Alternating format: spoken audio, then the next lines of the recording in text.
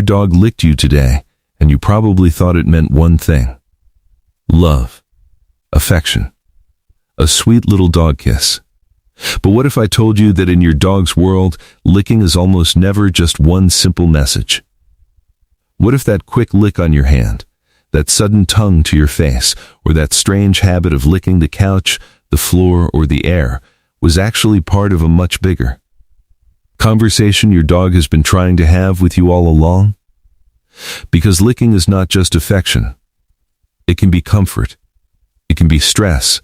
It can be curiosity. It can be communication. And sometimes it can even be a warning. And once you understand what your dog is really saying, you will never look at a lick the same way again.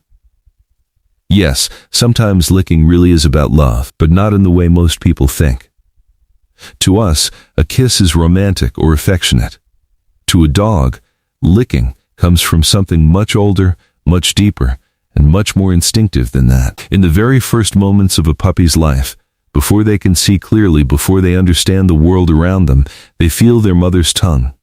She licks them to clean them, to stimulate them, to help them breathe, and to calm them.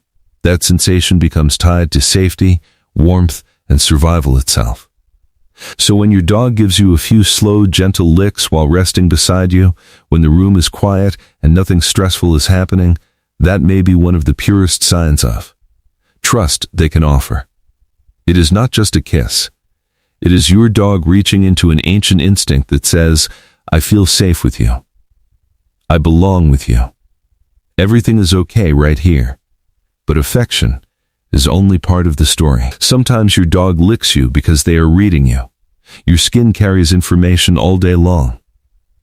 Where you have been, what you touched, who you were around, whether you were sweaty, stressed, tired, or carrying scents from outside that your dog has never smelled before. So when you walk through the door and your dog immediately starts licking your hands or wrists, that is not just excitement, that is investigation. Your dog is gathering data. They are checking the story your scent is telling. Where did you go? What changed? Why do you smell different? Dogs experience the world through scent in a way we can barely imagine. So when they lick you after you have been away, it is often part reunion and part information update. In a weirdly sweet way, they are catching up on your day through your skin. And then there is the kind of licking most people get completely wrong.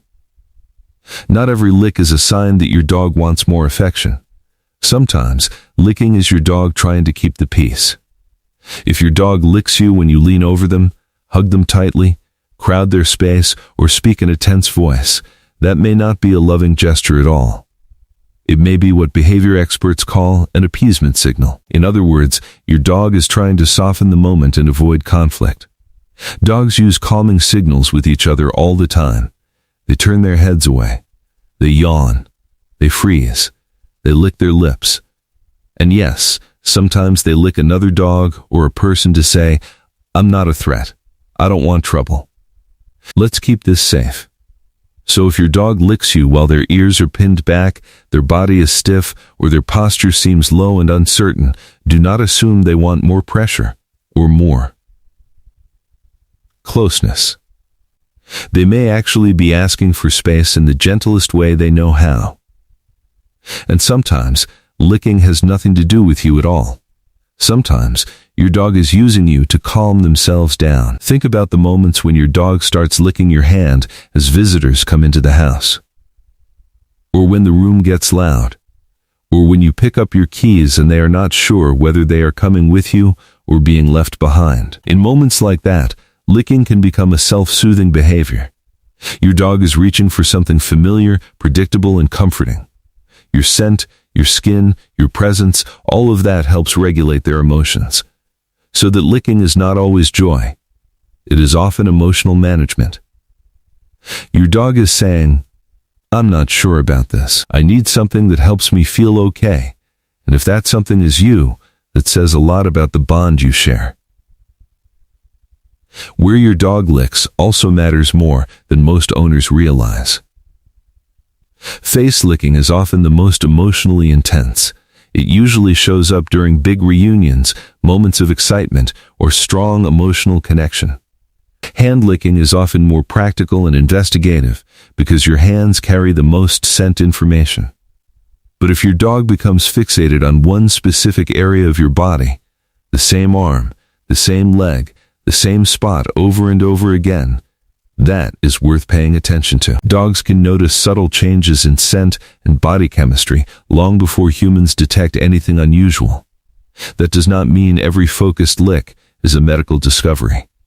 But repeated, targeted licking in one unusual place can sometimes be your dog responding to a change you have not noticed yet. And then there is the last kind of licking, the one that can look harmless but should never be ignored. If your dog is licking constantly, especially not just you but the floor, the furniture, the air, their paws, or one area of their body over and over again, that may not be a quirky habit. That can be a sign of discomfort, nausea, acid reflux,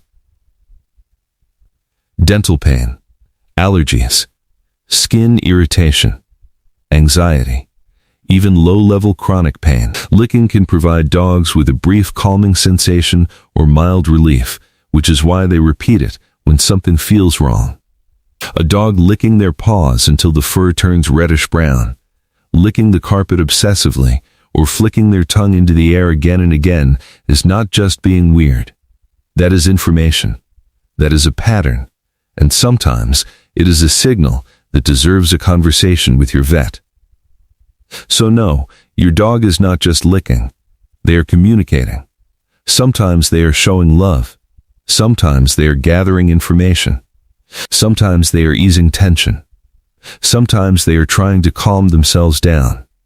And sometimes they are telling you that something is off.